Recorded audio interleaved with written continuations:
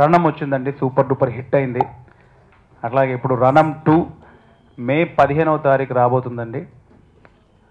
The great actor Srihari గారు చివరిగా నటించిన చిత్రం. చాలా మంచి సినిమా అండి. అంటే యాక్చువల్గా ఈరోజు శ్రీహరి అనే కూడా ఎన్నోసార్లు చెప్పాడనమాట, చాలా బాగుంది సినిమా, చాలా బాగుంది, ఇది సినిమా రిలీజ్ అయితే ఇంకా వేరే రకంగా ఉంటుందని చాలా చెప్పాడని.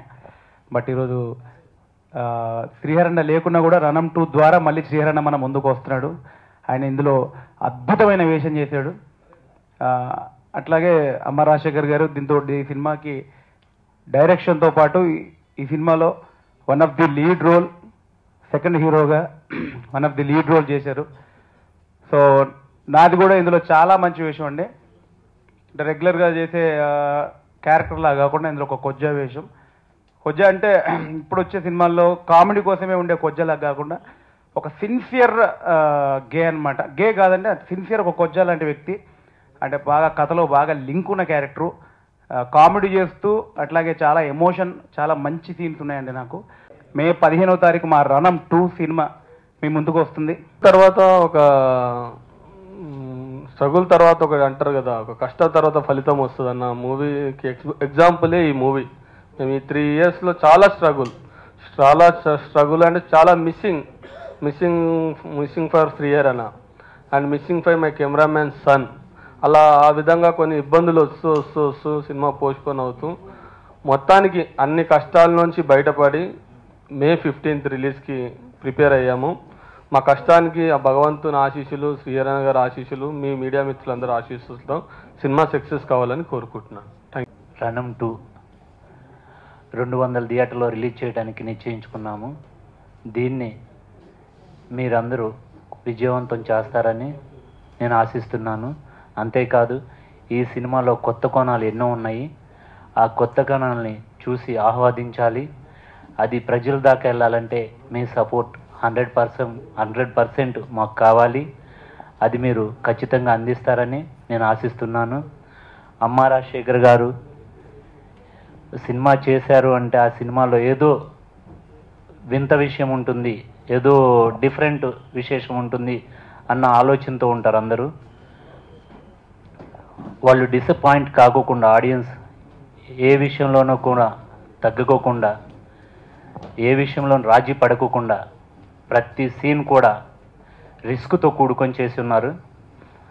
కాబట్టి ఈ సినిమాని ప్రజలందరూ చూసి ఆహ్వాదించాలని, మమ్మల్ని దీవించాలని, మీరందరూ టికెట్ కొని థియేటర్కి వెళ్ళినందుకు, మీ డబ్బులు వృధా కాలేదని సంతోషంగా ఇంటికి వెళ్తారని నేను ఆశిస్తున్నాను. ఒక రణం ఫస్ట్కి ఎంత హార్డ్ వర్క్ చేశాను ఎవరికి తెలీదు. రణం మూవీ రిలీజ్ అయిన తర్వాత అమ్మ రాజశేఖర్ బాగా చేశారని పేరు వచ్చింది.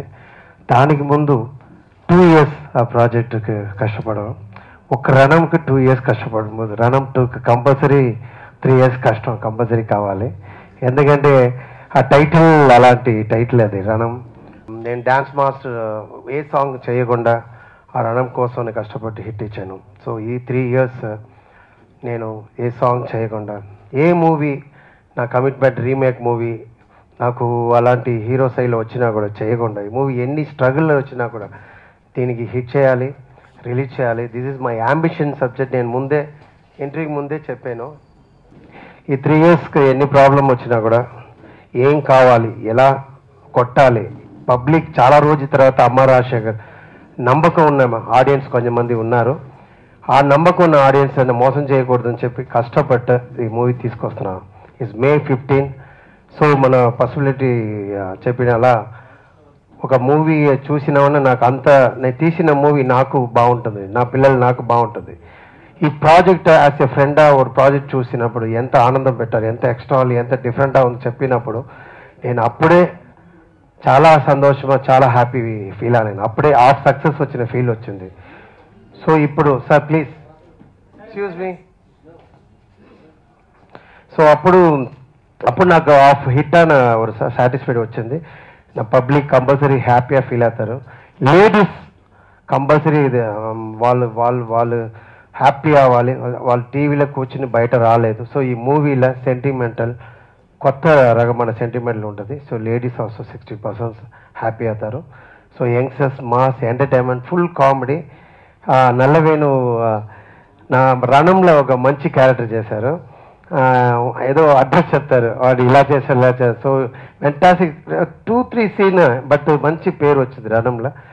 సో ఈ రణం 2లో నల్లవేణి ఎలా చేయాలి ప్లాన్ చేస్తున్నప్పుడు నాకు ఈ క్యారెక్టర్ చేసినా బాగుంటుందని నాకు నల్లవేణి జ్ఞాపకం ఉందా, నల్లవేణి అడిగారు, నాకు ఇలా అడిగారు. అప్పుడు ఆ క్యారెక్టర్ కోసం నేను సెట్ చేసాను. బట్ గొజ్జవాళ్ళు ఉండాలి, బట్ రియల్ ఉండాలి.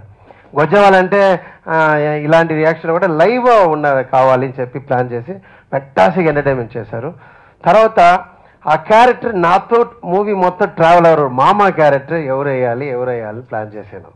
అప్పుడు ఫిష్ వెంకట్ నాకు చాలా ఫిష్ వెంకట్ అప్పుడప్పుడు ఆ క్యారెక్టర్ చేసినా కూడా టైమింగ్ బాగా వర్కౌట్ అవ్వదు. సో ఈ మూవీలో ఇద్దరు చాలా బాగా వర్కౌట్ అయ్యింది. మామ అంటే అల్లుడు ఇద్దరుకుள்ள ఫుల్ ఎంటర్టైన్మెంట్.